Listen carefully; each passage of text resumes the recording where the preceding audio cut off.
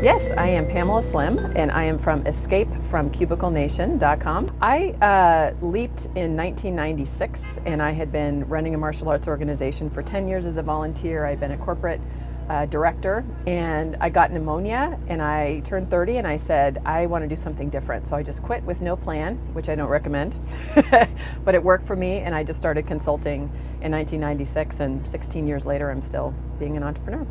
There have been a lot of game-changing moments, and I think the biggest thing for me is before I started my own business, I thought I had no right doing so. I was a liberal arts major in community development, and I thought that I needed a big business background or an MBA, and I was actually surprised at how much being a martial artist, being somebody who was used to being scrappy and making things happen as a volunteer was actually really, really important. And so while business fundamentals are critical and you can learn them along the way, you don't have to come from a really strong academic business background. In fact, sometimes it can hold you back.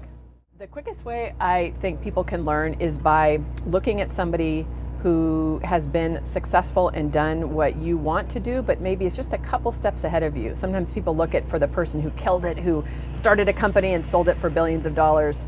Look for somebody who's just a couple steps ahead, because then it's going to be fresh in their mind what they actually did to start. And so if you want to learn about coding, look in your circle and your network and say, who is somebody I know who can do it, who is a few steps ahead of me, who maybe I can help also. And going to people who have the skills is usually the very best way.